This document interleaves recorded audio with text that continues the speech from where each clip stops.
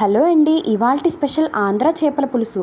కడాయిలో ధనియాలు, దాల్చిన చెక్క, లవంగాలు, ఎండు కొబ్బరి వేసి దోరగా వేయించుకుని ఫైన్గా పౌడర్ పట్టుకుని పక్కన పెట్టేసుకోండి.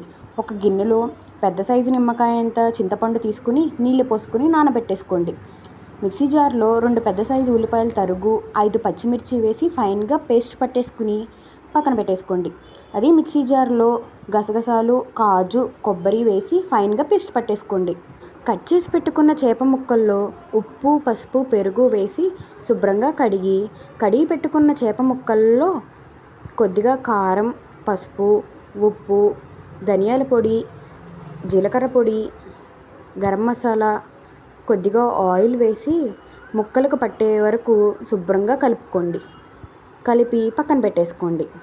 చేప ముక్కలు మ్యాగ్నెట్ అయ్యేలోపు పులుసు కోసం స్టవ్ ఆన్ చేసి కడాయి పెట్టుకుని కడాయి కొద్దిగా హీట్ అయ్యాక అరకప్పు ఆయిల్ వేసి ఆయిల్ హీట్ అయ్యాక ఆవాలు, జీలకర్ర వేసి అవి చిట్లనిచ్చి అందులోనే 2 పెద్ద ఉల్లిపాయలు తరుగు, 2 పచ్చిమిర్చి చీలికలు వేసి దోరగా వేయించుకోవాలి. అందులోనే ఒక కరివేపాకు రెబ్బ, 1 టీ స్పూన్ అల్లం వెల్లుల్లి పేస్ట్ వేసి పచ్చివాసన పోయే వరకు వేయించుకోవాలి. వేయించుకున్న తర్వాత అందులోనే కొద్దిగా పసుపు, కొద్దిగా పుదీనా వేసి ఫైన్గా మిక్స్ చేసేసుకోవాలి.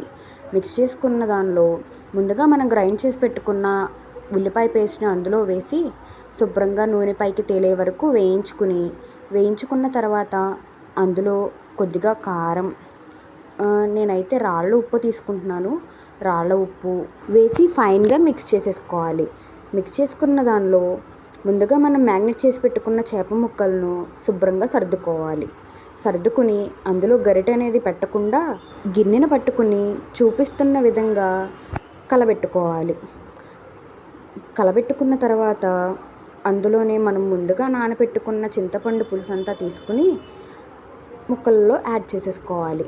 యాడ్ చేసుకున్న తర్వాత అందులోనే కొద్దిగా వాటర్ యాడ్ చేసుకుని మనం ముందుగా పేస్ట్ చేసి పెట్టుకున్న కాజు పేస్ట్ని అందులో వేసేసుకున్న తర్వాత మళ్ళీ ఇంకొకసారి గిన్నెను పట్టుకుని ఒకసారి కలబెట్టేసుకుని మూత పెట్టుకుని పులుసుని మగ్గనివ్వాలి.